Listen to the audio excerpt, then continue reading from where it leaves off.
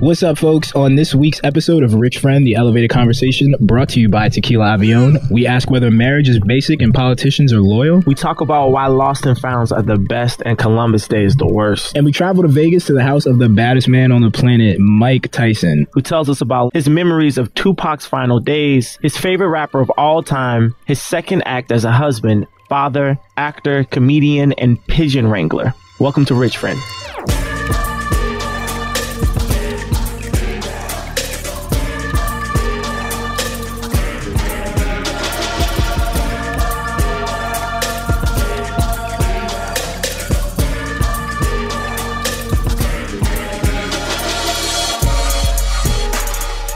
What up, folks?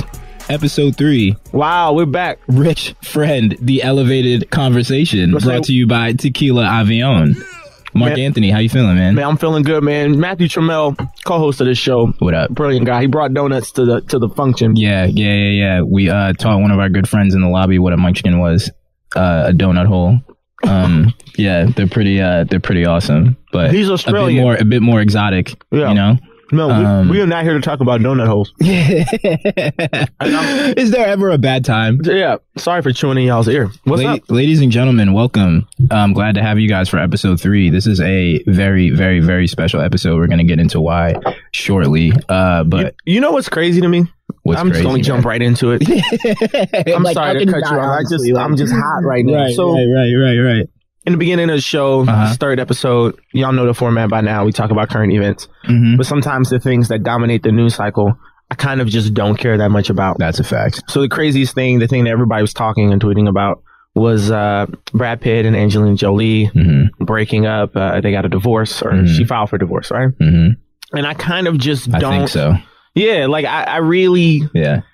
I don't care. I do think that it poses an interesting question. Does Angelina Jolie even have Instagram? Like, they feel like some they feel like there's like we passed some threshold of like interesting celebrities that they were just like behind. As awesome as they are, I'm just like, I haven't thought about either one of them in a little bit. Which is like, you kind of got to be in front of people constantly. I don't know. I could be wrong. I could just be not, you know? I think people still really care. Yeah. They've done it a dope way because, they have some level of privacy, which is why now that there seems to be some gossip or whatever about their personal lives, people are salivating. Right. But what it does do is it poses an interesting question, which is, where is the institution of marriage in 2016? Like, is marriage dead, Matthew Trammell? I don't know. I feel like no. I feel like the nuclear family is still extremely important. Do you want to get married? Definitely. Do you? Yeah, right? Get out of here. Get the fuck out of here. You're literally wearing your like wedding outfit like right now. Like, I wish that y'all could see like the pointed collar and the cardigan that this man is rocking right now. Like, you're literally like, come on, man, get out of here. Everybody, who does it, man? You have to, Why do you have to? Man, it's like, if people take the only bizarre element of marriage right now is people taking cues about family life from celebrities. Like, these people nothing else about their lives is normal. Nothing else about their lives is comparable to anything that you do in your day to day. Like, their process for getting breakfast is not the same. Right. Their process for like I'm pretty sure like regular like trips to the bathroom are not the same. Right. But you can't look and be like, oh yeah, like those two extremely famous, wealthy, like haven't been normal since 1997 people. Their marriage didn't work. So this dude right here. That's not why I'm saying that. Literally makes no sense. That's not why I don't want to get married. Why do you not? Listen. I think weddings are amazing. I think marriage, the paperwork, is unnecessary. Okay. And it makes life extremely difficult. Okay. I think if you wanted to go see somebody in a hospital, you should be able to figure out some way, some type of partnership agreement to do that. Outside of that very archaic trope of, this is why we need marriage, which is extremely important. I totally get. I'm saying, like, outside of that, I don't think marriage serves any actual purpose. Weddings are dope. They're the shit. And I think committing yourself to somebody is really dope. But sometimes, as the great book says, things fall apart. I just feel like it's a little too, it's like, it's speeding to be like, oh yeah, like we're like, there's no point to that anymore. Like, it's like there's a very clear sort of like function and service that it provides. And, you know, there's like, okay, like a lot end in divorce, but then like a lot of people get remarried, and then there are a lot of like super happy families too. And there are a lot of like kids, they're like very stoked to grow up in like very happy family. You know what I'm saying? Like, yeah. So you can have a family and not be married. You can have children and not be married. Right. I think what marriage does is it makes it seem like you can't go back. And if you go back from it, then all hell's going to break loose. And I think that added pressure is just kind of unnecessary. Let me ask you a question, man. Oh, shit. What are you going to do when Mrs. Wright just absolutely just plummets into your life like a comet, and you take one look and you're like, oh man, everything, all that dumb stuff that I was talking about on episode 3 is out of the window. And I can't wait to just absolutely just put like the rest of my life, like this is it. Right. And then you guys are getting to know each other. She's like, oh yeah, you know, like I used to do XYZ. Like I was pre-med, and then I was like, oh, it's not for me, and blah, blah, blah, blah. And then, you know, I started this publishing company and I really like it. Like, what about you? And you're like, oh yeah, you know, I worked in media, I covered style, and I did this podcast. She's like, oh my God, like I can't wait to listen to it. And she listens back to this. And is like, who is this fool talking about? I don't care about family. I don't care about like kids. I don't care about bad parents. Nobody said I don't care about kids. Nobody said I don't care about. Listen, I love people and I want everybody to be happy. But to answer your question, what would I do if I were to find Mrs. Wright? Would I get married? Saying, if she wanted to get married, the chances are no, I would not. But then I would make her Mrs. Wright.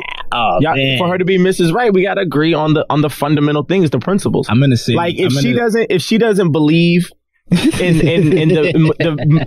the important things that I believe in, like sweet potato fries are trash. Like if she likes sweet potato fries, right, then she's not. Then she's not the one. No, also absolutely. Fuck sweet potato fries. Yeah, I feel you. They are pretty terrible. They're the worst. Bad. They're the worst fries in history. Like they're terrible. Did you catch Drake's movie? He released like a 20-minute movie. Actually, I haven't seen it. It's really, really, really bad. Why? You should watch it just to see how bad it is.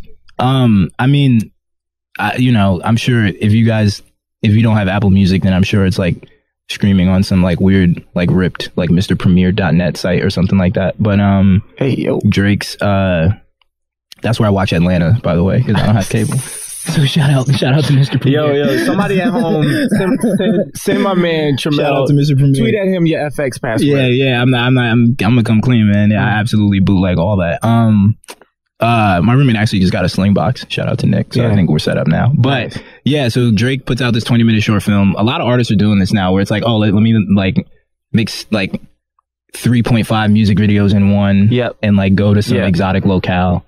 And like, yeah, like, so he makes this 20-minute short film where he's with this very beautiful, voluptuous young woman who is proposed, who like the leader of some weird, like, I think they're in the continent of Africa somewhere, and like some like leader of like this like parish or wherever they are is like, oh, I'll give you $1 million if you sleep with me. And Drake is like, you should do it, and tries to set the guy up. What? And then there's like, and then the dude's like, oh, I'm gonna kill Drake, blah blah blah blah. And then like he is like, there's a shootout, and Popcorn is there, and he's like Drake's like, I don't know, like intern or something like that, and he's just like, oh, I'm down to like kill anybody for Drake, but Drake also has AK-47s, and like very bizarre. I'm actually really into it. And I'm into it. I haven't seen it, but I'm into it from your description. I mean, the pitch that I just gave is better than the film, so that's why I'm just like, you probably are, but like actually sitting down, you're just like, what and why? How did, like, who? Why are you so unchecked that no one at any point at any time was like, hey man, maybe don't do this. There's another, you know, we could spend this couple grand in a different way. You know, like, I thought Vince Staples, if you haven't seen that, he did a short, and I thought it was really good. Brilliant.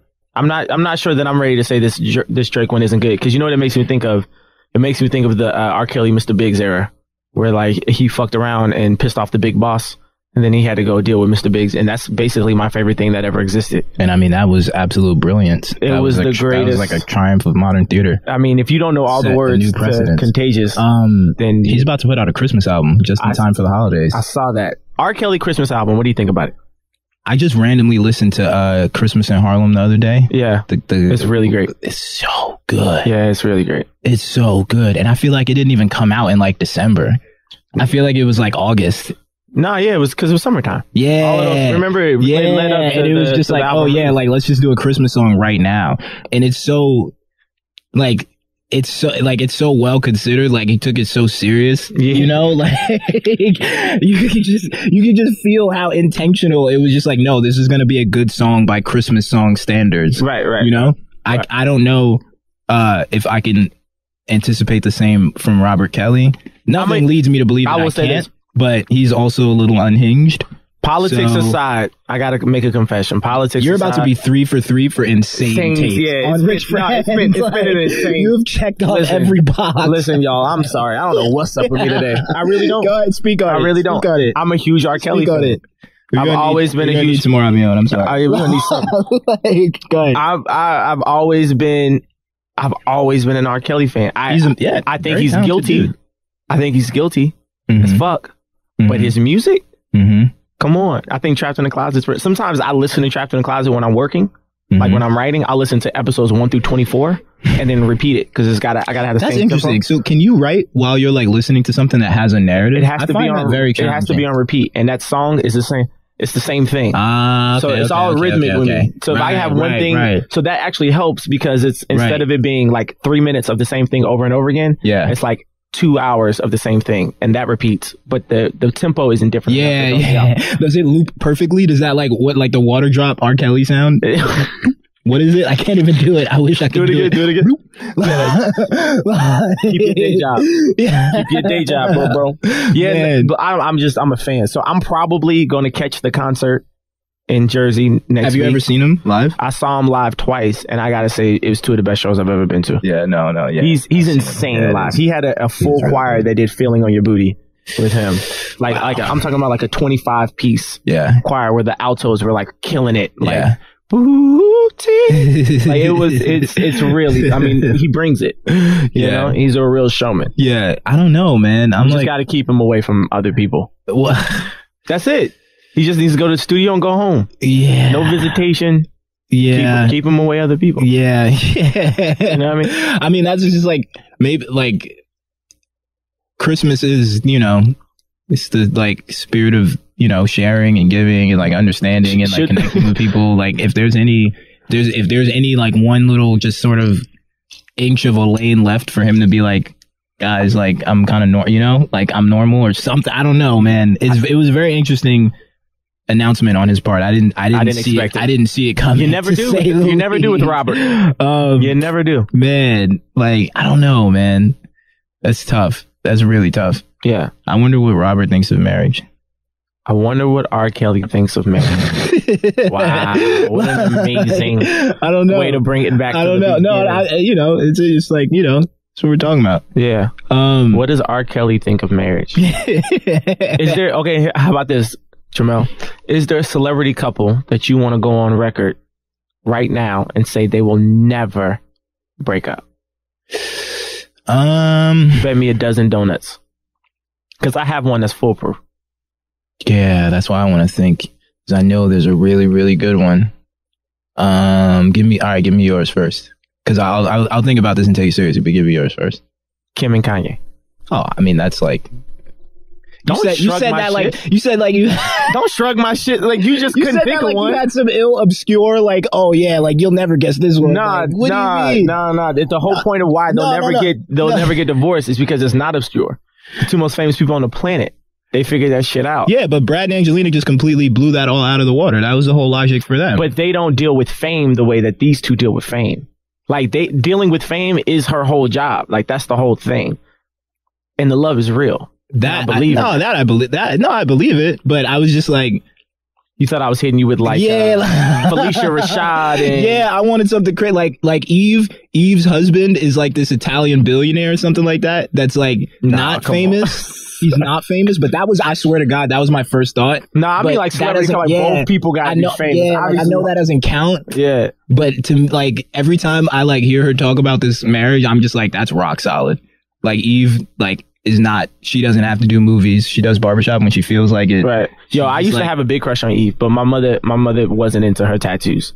Like that's your mom smart. Yeah, my mother was like, nah, I don't like that one for you. Yeah, like, I don't like that. Yo, I mean, give me one of your crushes, Trammell. I can't even. Give me a crush that you had when you were in high school. Man, I was super into. I'm gonna come clean. I was super into Alicia Keys, man.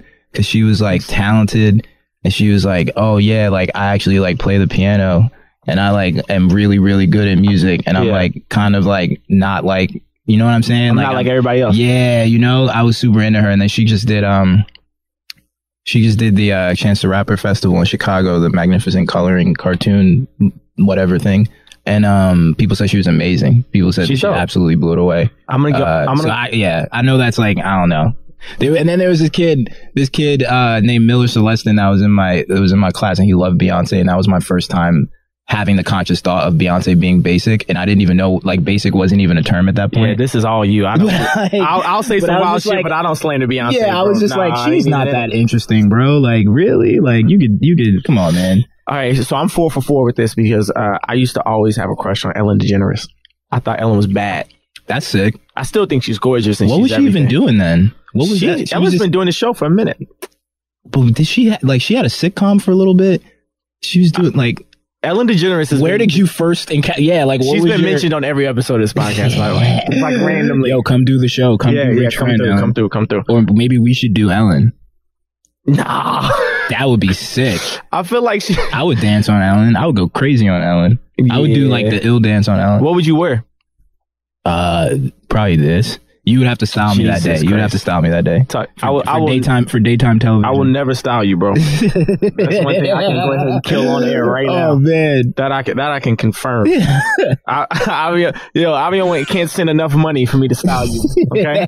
I want like I'm really curious to hear how you came across Ellen. And I think she had a talk show, but it wasn't this like prime time. Right. Like I don't think it was that. It was the humor.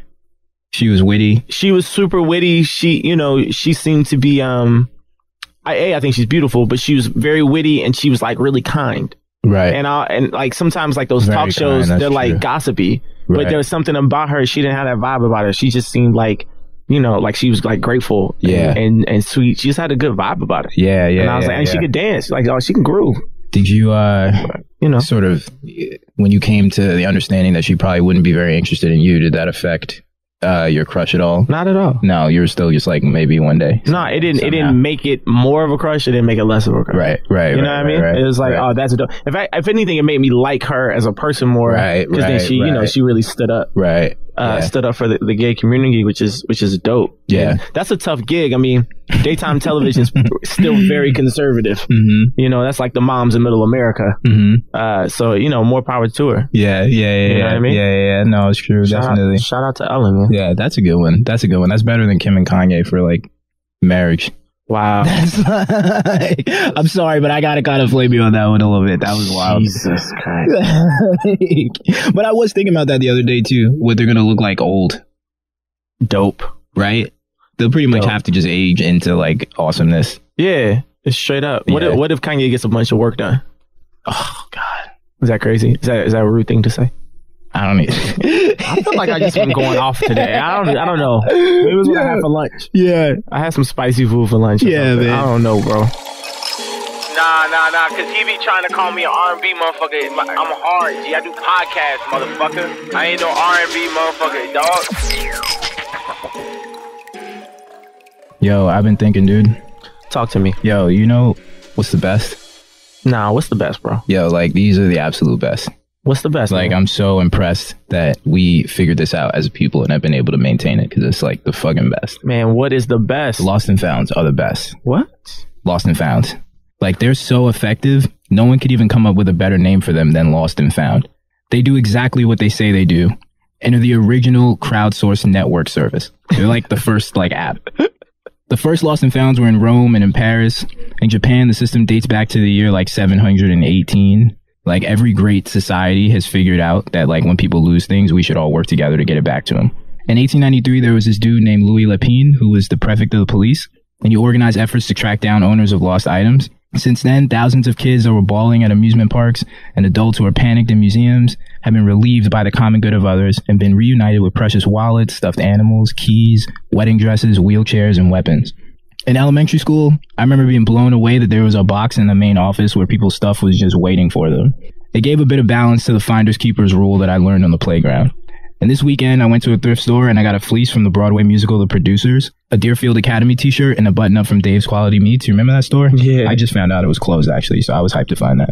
I can't imagine people sparing such gems, but I'm really glad that I found them. And thrift stores are kind of like grown up, like lost and founds, like capitalist lost and founds. And I feel like that's like a pretty useful take on it. I haven't found something on the street in a while, but when I do, like, I think I'm gonna keep it top of mind and make sure that I get it to a lost and found and get it back to its owner. It's like the right thing to do. Yeah. And it's one of the few signs that we're not all lost just yet. Yeah. Like, they're absolutely the best. Yeah. Lost and found's the best. Man, that is the best. Yeah. Wow. You know what's the worst, though? What's the worst, man? Yo, Matthew Trammell, on this day, do you know what is the worst? There's a lot of bad stuff, but I'm interested to hear what the worst is. Nah. Even worse than those things. The worst. Do you know what the worst is? What's the worst, Mark Anthony? The Monday after next. I don't know what that is. The Monday after next, banks, post offices, and schools all across the country will be closed for business. Why? To celebrate one of the most well-known Americans to ever walk her green soil, Christopher Columbus. Columbus Day is the fucking worst. Let's put aside the fact that Columbus was an opium addict who sunk 9 ships during his career. Let's put aside the fact that he thought he was traveling to India, many, many miles away from North America, or that he thought he was still in India many months after he landed in North America, or that even after he found out that he was indeed not in India, he called Native Americans Indians because, well, why the hell not? Put aside the fact that he helped in the raping, pillaging, and attempted genocide of a people, or the fact that, and this is probably most offensive, his birth name is actually Christopher Colombo, which is dopey as hell and wildly more fitting. Putting aside all of his shortcomings, both serious and petty, the reason why Christopher Columbus Day is the worst is that we as a nation continue to celebrate this man and what he represents, even though we really shouldn't. Flawed people who were celebrated once upon a time in history are a dime a dozen, but celebrating Colombo hundreds of years after the fact, knowing what we know now, is just insane. And it's not like there's just a parade or, you know, a handful of extremists who celebrate in some chat room every day. It's a national holiday. That's practically the highest honor you can give someone. Think about all the great Americans who don't have national holidays. Rosa Parks, Harvey Milk, Bill Gates, Young Thug, all that greatness and 0 national holidays. So I asked the people at home this. Let's keep Monday after next a holiday, but let's call it Colombo Day. Let's use the free time to examine those amongst us who are celebrated and shouldn't be, those who failed into notoriety, those who divide and mislabel, those who claim to be explorers when they're really pirates, those who claim to be presidential but are actually bigoted, those who in no way represent America that we want and in no way represent the America that we need, because they are the worst. Thank you to the good folks at Avion Tequila for making this podcast possible. Man, if it weren't for Avion Tequila, we would just be 2 dudes talking at a wall. No one wants that. Yeah, thank y'all for that. Yeah. So today's drink is appropriately titled The Knockout. We got some Avion Silver and some Blood Orange sparkling soda. And I'm very excited to drink to this ridiculous guest that we managed to wrangle somehow. Cheers. Trammell and I heard that Mike Tyson, the undisputed heavyweight champion of the world, Wild Man, was doing he had resurrected his Broadway play as one-man spectacle, and he had taken it to Vegas, and basically has his Vegas residency, and he's doing the show there. So our idea was, man, who could be a better rich friend than Mike Tyson? For real. You know? Yeah. So we called up the good folks at Avion. We were like, hey, we got this kind of crazy idea. And they were absolutely with it because dope brands do dope shit. Yeah, they were stoked. So they sent us a couple production people, couple people to make sure we, didn't fuck up. And the entire studio. And some feed for the Tigers. Yeah, man. To Vegas. Yeah, we like drove out to like the outskirts of town after we saw the show. Yeah. It's like this crazy like gated like celebrity community Vegas red. Like I guess Mariah and all those fools must have been out there. Yeah. We set up in Mike Tyson's daughter's room, which was kind of like a guest house. Yeah. Kind of. And he hadn't been in it because his daughter was like, Dad, don't be in my stuff. So he hadn't seen the room and I don't know how long. So he was looking around with us. You know what I mean? We probably have spent as much time in the room as he has. Yeah, but he was the absolute man. He was pretty stoked to have us after a while. And, it was a lot of fun. Yeah, so check out a show if you get a chance to see it. We highly recommend it. And here's how it went. First of all, we're in Las Vegas at Mike Tyson's house. Thank you for having us. Mm-hmm. Last night we went and saw your one-man show. And if you can catch it on Netflix, you can catch it on HBO. Hilarious. Yeah, amazing. I mean, how long is it, Mike? It's like an hour and some change. 70 minutes. Yeah, 75 minutes. And it's just you. Yes, it is. Definitely it's not just you. PC. Definitely. Right. Definitely not Unfiltered PC. Mike, which is awesome. Yeah, exactly. See, when we did it with Spike and my wife, when we first started the show, it's like 2 hours and 45 minutes. Yeah. And it's too long for me. Right. But the people are into it. They caught, they captivate, they're crying, they're smiling. Yeah. And it's great reviews. It was always great. But I'm saying, me and my wife, hey, baby, this is too long. And I don't like this show no more. Oh, wow. Because it's too long. And it's touching too many intimate things. See, and this, you didn't get the ones like this too intimate, talking about my mother, my sister dying, and every day doing this, and it took. And I thought I was being objective. I'm Mr. Actor. I could objective. And it starts to wear on you. Yeah, saying the same. And I never thought that. I never thought I could say this shit. I'd be objective. I'm not Mike Tyson. I'm objective. I got my words like that's supposed to be my daughter thing. I'm objective. I'm strong. But it wears on you. You talk about your daughter dying, you say, fuck. And sometimes you think it's all over. Years go by, hey, fuck, this, I'm over. And then all of a sudden you chill out there eating, you might be doing something wrong. Then boom, it hits you. Right. Fuck. Right. If I wasn't out doing this, maybe she'd still be, you start to travel in the most dangerous neighborhood to man. And Yeah, in your mind. Yeah. Whoa. Definitely. Right. Question for you. What was your memorization technique? I mean, you memorized. Well, it's my life. Right. But there's lines, but you memorize lines, Mike. You're acting. It's not like you're just up there talking. Absolutely. But me and my wife made it different. We made it shorter, and we made it when it's shorter, it's more explosive. Boom, boom. You're getting hit constantly. When it's drawn out, and then you're getting drawn into the story, then boom, you get hit with the fucking mother died. Oh, man. And then the sister. Oh, man. And then the community. Oh, man. Yeah. And then are you really dark. Are you like walking around the house, like reading the script, like running through the lines, like, For the first 6 weeks, how? Yes. Yeah. The first 6 weeks when I first did the show, yes. But now it's pretty much my life. And then sometimes I go off script. My wife says, hey, come back. Come back. You're an asshole right now. Stop talking about that woman like that. And don't stop saying bitch, okay? You're a dick. Whoa. And so I'm like, every now and then I'm saying, leave me the fuck alone. And the people think it's part of the show, but I'm talking to my wife sometimes. Oh, so she's in your ear. Yeah. That's awesome. I didn't know that. She said, hey, stop talking to that girl. Hey, do that. Hey, don't do that. Hey, what you, that fucking asshole? What are you hitting on the girl for, right? But she's part of the show, but my wife is just in my ear and I'm fucking Right. So like, stop! People laugh, they think it's part of the show, but leave me alone. Yeah. So this is a good time, as any to shout out your wife, Kiki. Yeah, Kiki, she left last night. Yeah. And she went to her aunt's funeral. Oh, sorry. And she'll be back tonight. Nice. Cool. And she wrote a lot of... Yeah, listen, we saw Chaz Palminteri. And this is how I don't say it. The first time I used to say like this on the first show, well, I guess my wife got a little upset. I said, listen, we were driving at 15, we see Chaz Palminteri, Bronx Tale. Yeah. I've seen it already, right? But this was a different day for some reason. My wife said, let's go see that. Yeah, I love that show. But my wife loves the show because the love interest is a black woman. You know, back in the day, she's younger, so that was a big show for black women. You know, back in the day, he fell in love and changed the guy's life, and he's a good guy now. Right. She locked the door. She told the mouth guy she locked. She's one of the great ones. And when did you know that Kiki was a great one? She was one of the great ones. Did she go around and unlock the door for you, Mike? No. A lot of fights. Yeah. A lot of we thought we knew each other. We didn't know each other until we started living with each other. Right. Yeah. And a lot of motherfucking assholes. Fuck you. Hell, I'm leaving. Get the fuck out. And there's a lot of that. Yeah. To get this. So how did you know she was the one though? Like when that she could tussle, like she could argue with you or what? We were really destitute, living in this really crampy little creepy I don't know what it was, townhouse or something in a really dark neighborhood with really not many streets. Like we were really destitute. We have the fucking baby. I'm strung out on dope.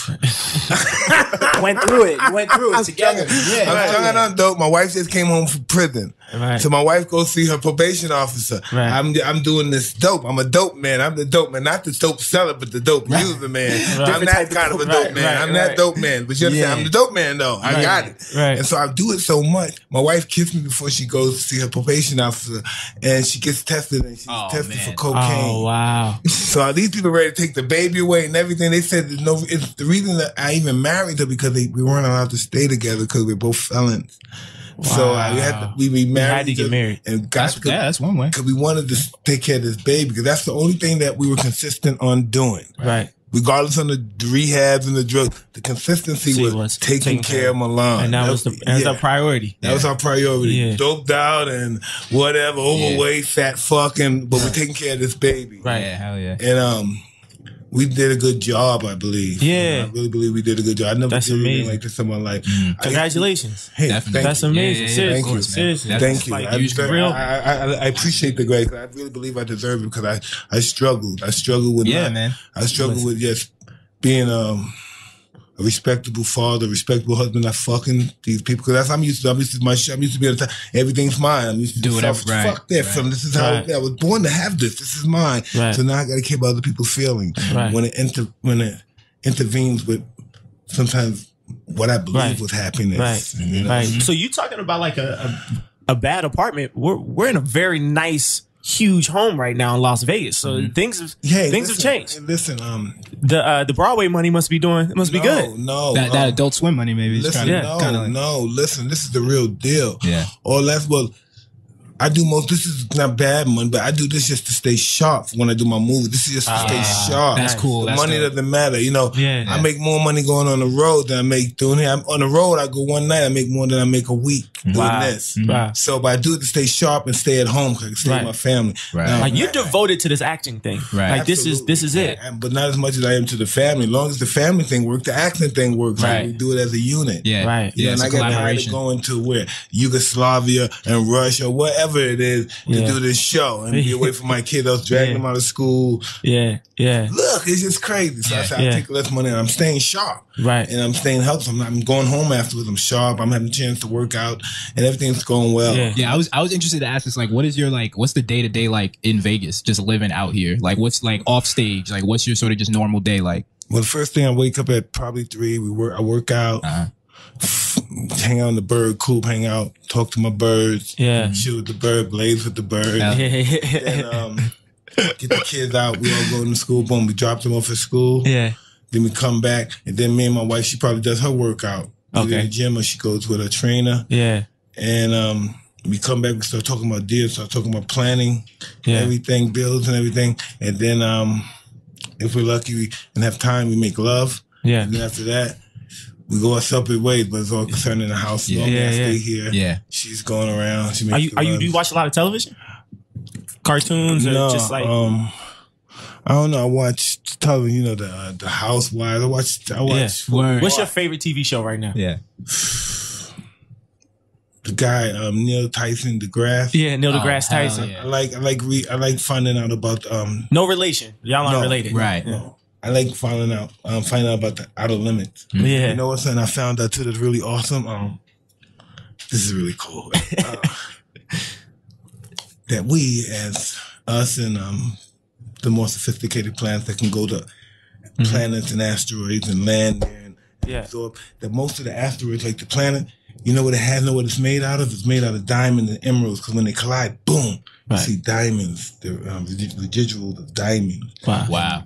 Jewels and all that stuff is falling. And so they go in there and they land and they dig in those asteroids and they bring the diamonds and they send them back to America and some weird thing. Yeah. Oh, wow. That's crazy. Yeah. They have things landing on different planets. Yeah. Space diamonds. Yeah. Like actually. No, this planet's an asteroid. They're all asteroids. And the reason right. They burnt out. Yeah. Like we're burnt out because the purpose of all those planets and burnt out asteroids go back to the sun to get the nutrients. Right. The sun is, we made out of, all that. So we made out of link, tin, gold. We made out of all that. All the elements. Yeah, we are. That's what I did. I said, whoa. Right. We don't know who the hell we are.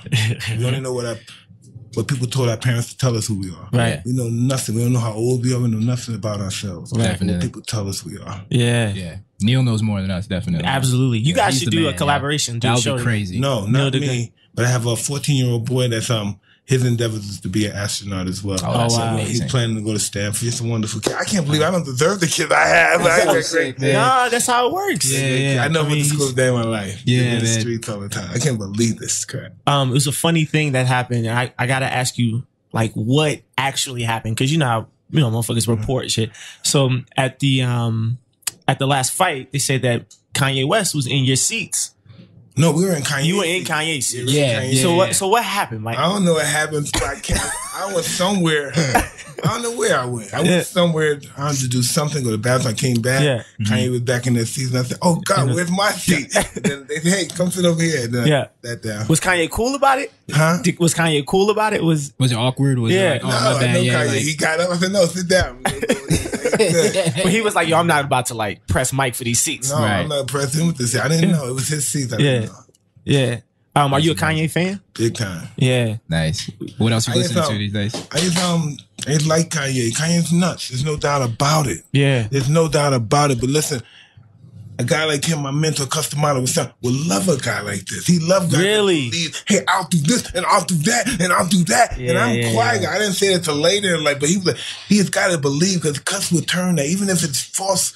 Even if it's false confidence, Cuss would turn that into reality. Mm-hmm. Wow. He's on the right track, because when you to be a leader, you have to have delusional faith that you could do things that's almost impossible that you can't do, but you got to believe that you can do it and believe that doing it is nothing. Right. In order to have people to follow you. Right. And that's what you have to do. And he's on the right path. He might be a little bit misguided and offensive, but he has that thing, man. That belief. He has more than the belief. It's just that he's special. Because he's really not the bad prick that you think when you see him. You see him smile, he's just a little kid. He's lovely. Yeah. Right. But so that's all game, but he's just really got that fire, desire, that drive. Yeah. Is there any, do you listen to a lot of music, like in general? Is there any other artists that you like into or like any other music you listen to? Everybody. Yeah. Everybody. Definitely the old DMX, definitely the old stuff. Yeah, of course. Old stuff. Man, listen, my friend is on the tour with Puffy and them, and he was traveling, and he said DMX came out and it was over. Yeah. He said, his live show is nuts. DMX? Yeah. He's still, man. It's after. I relate. No, I think I relate. I would want to relate to him. No, that's the whole thing. I want to, because he's really misguided. Yeah. But that's a genius. Right. Yeah. Raw genius. That's a genius that can't control what he has. Right. Yeah. It's driving him fucking nuts. Yeah. Everybody wants to be associated with a genius. That's my man. That's my husband. But nobody wants to live with one. Right. He just can't live with these guys. They can't live with themselves, but you just love them. Even from a distance, you just want to hold them and touch them. They're like a ferocious animal. You want to hold them and touch them and kiss them, but you don't, motherfucker. You just don't, but you want to, but don't. Yeah. Right. How what would be, okay, so I'm 28. How old are you, Trammell? 25. 25. Yeah. So young guys. Young guys. Eventually, we'll find a young woman that we want to marry. Oh, listen. Oh, you're stupid. Not yet, Mike. No. No, give us relationship advice, no, Mike. You're very speedy. You're speedy. Let us know something. You know what I mean? We always say, I used to tell my mentor every day, I'm 14, 15, man. I won national titles. I got national. I ain't have no girl, though. And I'm reading that when you win this stuff, you get girls. Right. Because you think I ever get a girlfriend? And he said, sure, you get a girl. You're a very good looking guy. You're a nice, gentleman. Of course you get a girl. And then I walk out, come back, watch some fight films. And see, after the fight, the champion, then get the girl, come kiss him with his wife. I come back in. This is 30 minutes later. Hey, cuz, you really think I'll get a girl? You really think they like me? And he said, listen, I'm going to buy a bat. Because I'm not going to be a Rambo. I'm going to buy a bat. Because you're going to have to beat these girls off you. I'm telling you, I have to beat them off. And then he was like, listen, everything's meant to come. Don't force greatness. Don't force, don't speed it up. Yeah. I mean, don't speed up greatness. It's going to happen. Yeah. I made so many mistakes. I want a girl. I need a baby. I have to have these things. Because I grew up too fast in life. I grew up too fast. And I wish I was slower. My favorite part of your show is the Robin Gibbons section. Hilarious. It's my favorite part of the show. Like. And listen, I have and real transparent, and it's dope to see you sort of like take these moments in your life and own them, and even be able to like poke fun at yourself in that way, monkey, man. Oh man, I never experienced love. I was just a stupid fucking fuck. Yeah, but you were naive, and you say stupid, but they were manipulative, and they were it was different, and I think that. I come from a different world. Right. They come from a world when you see a sucker coming, you gotta take a sucker take you. Yeah. I see a sucker, I give a sucker strength. Right. And one day he may do something nice for someone else. Right. You always got paid forward, Right. When was the last time you saw Robin Gibbons? I don't know. I seen her, I think. Remember 50 Cent had his diatribe. Yeah, get rich or die trying. The premiere. Okay. Premiere. Yeah. Premiere. Yeah. Premiere. Yeah. Premiere. Yeah. DJ Premiere. It's still early. Primo. Hey, let's go. Camera this mug. Hey, watch that shit, nigga. Right? I'm here, right? So listen, right. the whole thing is, right, I see that I'm on my dope thing. Yeah. I'm high. Yeah. So I see her, but I don't see it because the movie's playing. Then it's the end of the movie. And next thing I know, I'm getting ready to get up. The lights comes on. Boom. She's right there. So she's tiny. Boom. She introduced me to her son. Awesome looking kid, the curly hair, you know. Right. Mixed kid with the gorgeous shit, right? And then she gave me a hug. And I guess, I don't know, did I kiss her? Try to put my tongue in? I did something really outlandish. Right. Yo, is it true that you caught her and Brad Pitt together? No. This is what happened. Everybody... That's why we here to set the record straight, right? The record's been straight. You guys get the news late, motherfucker. You're expecting it to the black location in the nation. This international shit. Yeah, this international. We actually, global, all definitely. Of those planets you were talking about, we broadcasted them too. I feel you. Yeah. On that one. Yeah. So how you guys feel about the late, the shootings of young black motherfuckers? Man, I think it's crazy. How do you feel about it? What do you think? What you think, man? What do you think about it? I don't know. If it's not a unwritten law to just go out and do it in the legal system, this is just so pervasive. It has to be conspiracy. I don't like these, but it has to be inside job. Hey, you gotta get a certain quotation of niggas. Right. Maybe some Spanish too. They look a little black, so we gotta get some of those guys too. Yeah. What do you think of what Colin Kaepernick has done? Excuse me? Colin Kaepernick. So he's the football player who every time they do the national anthem, he kneels. And so now, other people are choosing to kneel, but he's listen, okay? Vocal. I don't know. I'm a different kind of revolutionary. You know what I mean? Yeah. I'm the kind of, if I'm not going to go the whole out thing, I'm not going to do anything. So that's his thing, the bend. The bow when it's that gives more reverence than standing. So anyway he wants to do it, maybe to him that gives more disrespect or more power to him.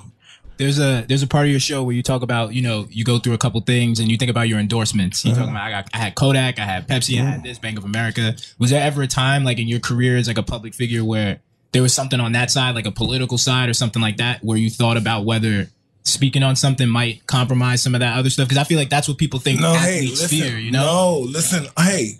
Wow, y'all some young fuckers. You're asking good questions. Stuff we talk about, man. This is it. You want to learn something about me? Tell me something, Mike. My whole life, listen, I talk my whole life. I was raised since cuss. Yeah.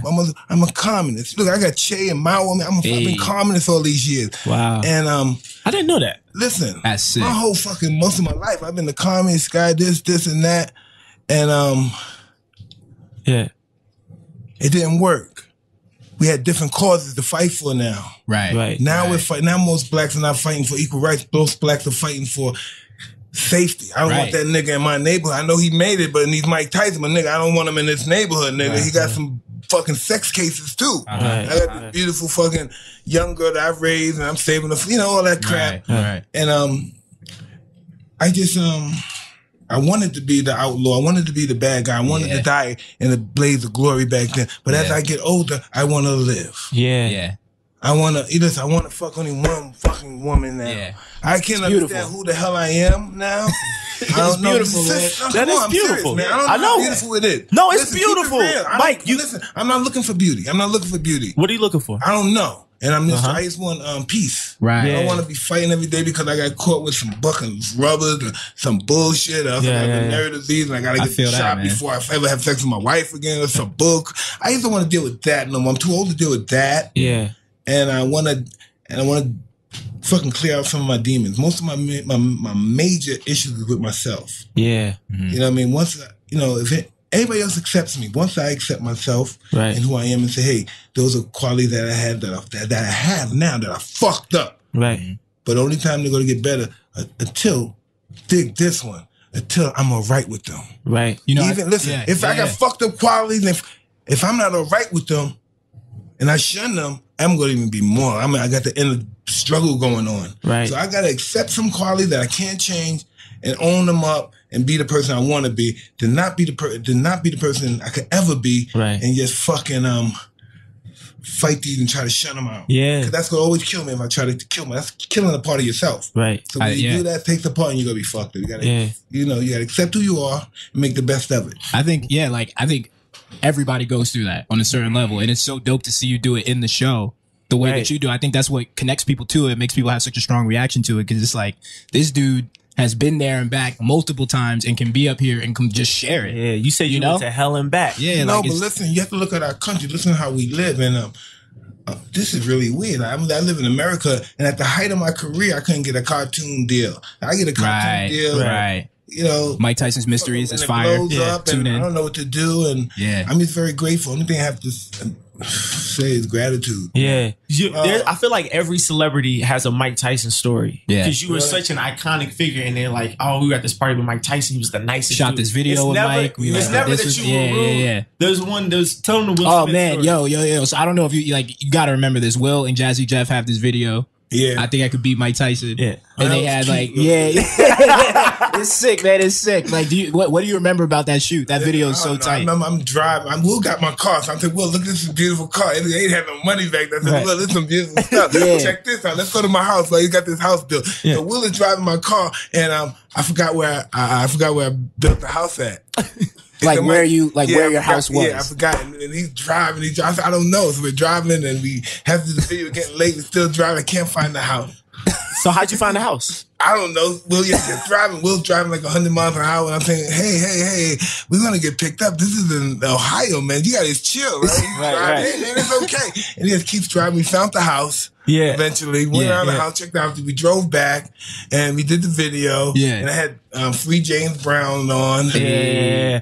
Will said that the way y'all found the house is you walked up to like a stranger and you were like, "Hey, I'm Mike Tyson. Do you know where my house is?" And they were like,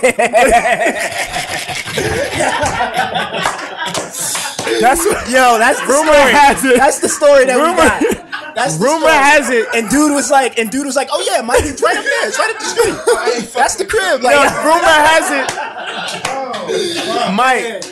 Mike, come back to the microphone, Mike. Have a seat, man. Mike, please have a seat, Michael. That rumor has it. That's how you found your home. You walked up to him. You said, "Hey, I'm the biggest fighter on the planet. I'm Mike Tyson. Do you know where my house is?" And he knew exactly where your house was. Will pulled up. Y'all had a good time. Yo, Mike, shot the video. You're one of the most famous people in American culture.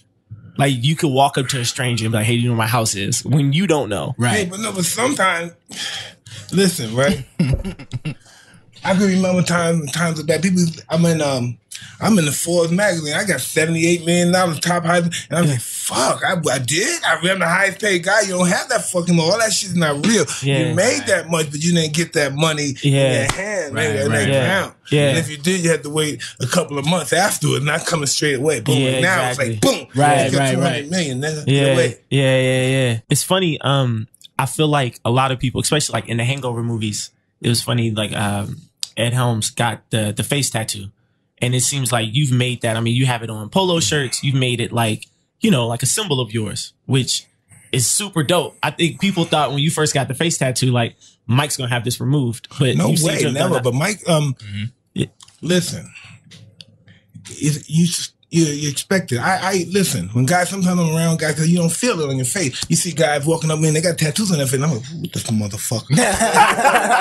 This dude is crazy. What's that tat on his face? What's wrong with you? But then I forget. Hey, I got one. Yeah. And so you forget you have. You forget. And I know people are offended, but it's just who people are, and people express themselves. Now you see everybody got tattoos on their face. Right. Nothing. You started the trend. Did it hurt? Crazy question. Did it hurt? One side was murdered. One in the face. I don't know why God made you certain parts. Yeah. What's your biggest non-family, non-death related fear? Like, what's your biggest like petty fear? Like, Trammell's afraid of spiders. I don't even know if he's really afraid of spiders. No. What's ironic, actually, that I have you here? Large birds. Really? Anything bigger than a pigeon. That's what your genuine phobia. That's the weirdest shit I've ever heard. Freaks me out. Swans, geese. Big wingspans, eagles. I'm just like, y'all just look evil and predatory. Oh, they are. Exactly. You see what I'm saying? Exactly. They're reptiles. Exactly. Man, this is weird. Listen, right? And pigeons, they just don't. This is why I like. I'm serious. Yeah, I'm serious, man. Pigeons just don't have no defense against anything else. They're everything else more, but they're not nice. They said pigeons represent peace. They're mean. Yeah, they really. Yeah. So why do you love them so much? Huh? Why do you love them so much? Wow, this is gonna be interesting because I don't know, they invaded my life. Oh, how so? What do you mean? They started doing it. A young kid, I skipped school because people was kicking my ass in school. And while you waiting around the corner, you waiting for lunchtime for you to go get school, then come back out for school's over, then you go home.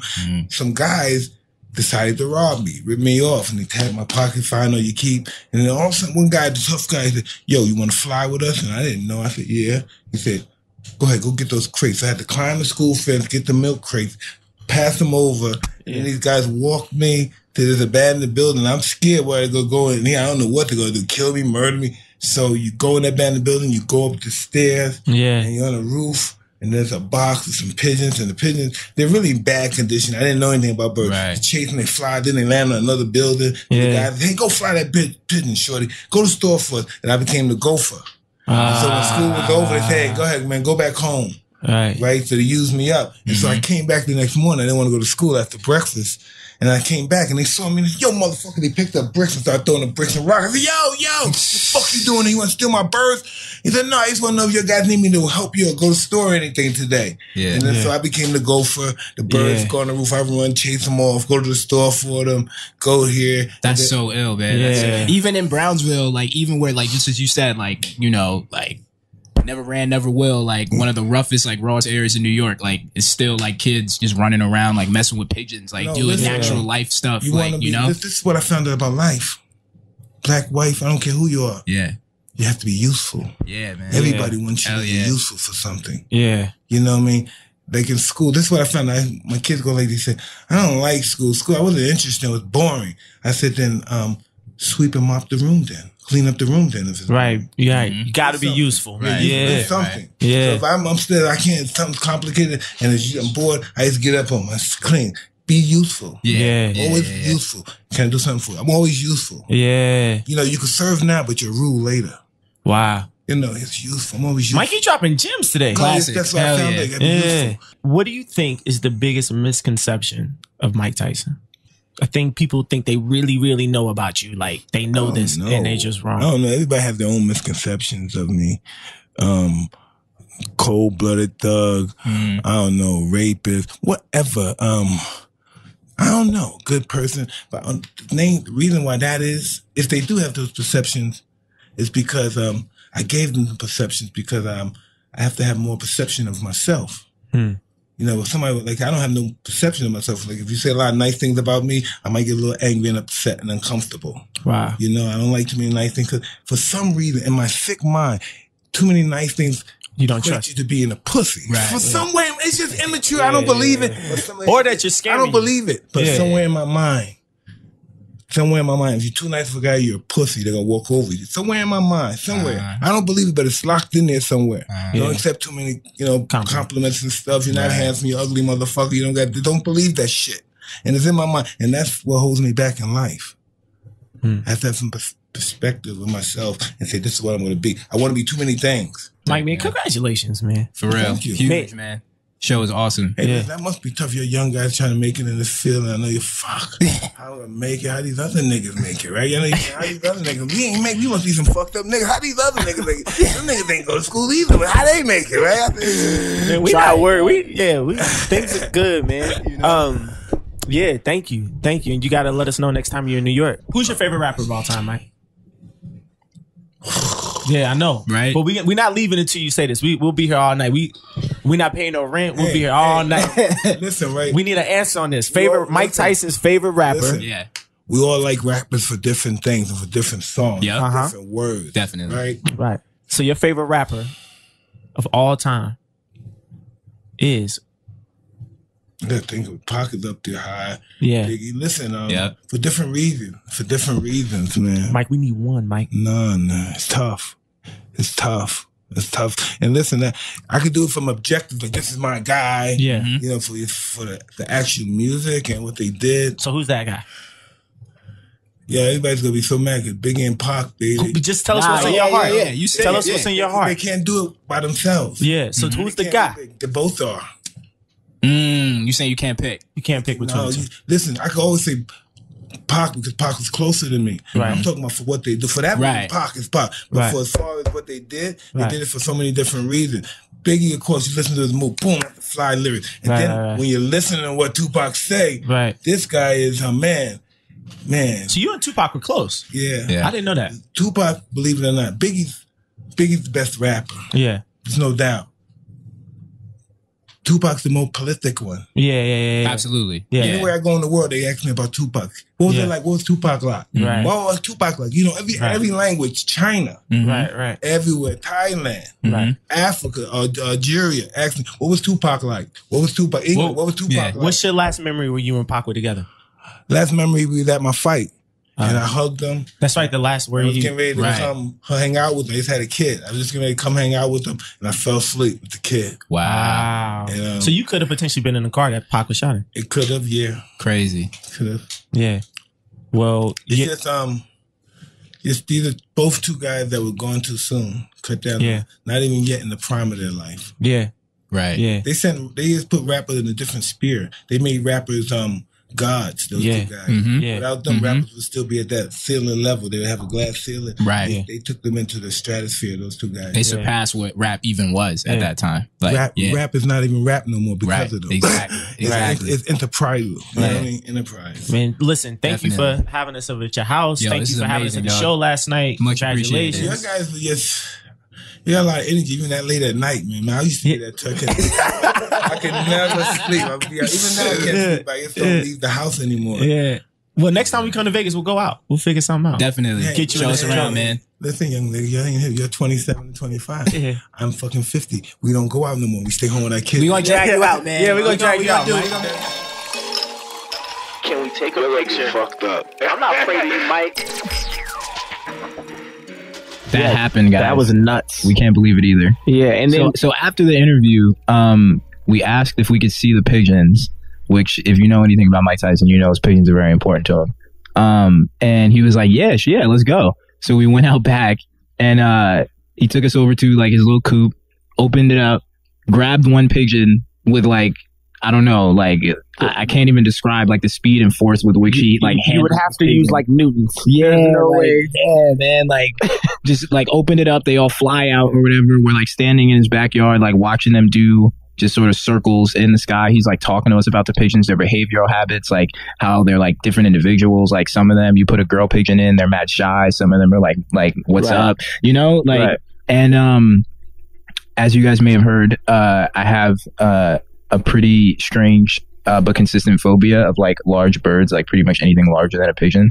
So it was very distressing when hawks and vultures started gathering falcons trying to like on the hunt, essentially.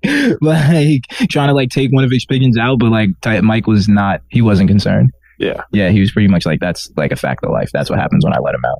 We're in the desert, you know. At one point, Mike also roasted Mark Anthony Green for all the good folks at home. Yeah, that he took a look at him. He was like, "Yo, man, you think you're sexy, don't you?" Yeah. It was a highlight of my life. That happened. Like, I proceeded to dap him up. We flamed him from head to toe. Yep. Mike and I had a great time. Yep. Mark Anthony Green sulked off. Yep. I can die happy. No, I wish I was making that up. I'm not. When Trammell makes fun of me, it's too easy to come back. But when he's got Mike Tyson to his left, you kind of shut the fuck up. Like, I have no shame in that. You know what I mean? Yeah, man. No, it was sick, y'all. Thank y'all for tuning in. Episode 3. This is still going, man. We're get Buster Douglas for episode 4. Yeah. That's how we get Mike back. We'll see you next week, guys. Peace. Yeah. And shout out to Tequila Avion for fronting the bill. Rich Ran the Elevated Conversation is a Loudspeaker Network production. Our producer is Matt Raz, our editor is Shum Isaacs, our executive producer is Chris Morrow. The views, opinions, and hilarious jokes expressed on this podcast are solely those of the host and guests featured on the program and do not necessarily reflect the views and opinions of Tequila Avion and its affiliates. Please don't sue us.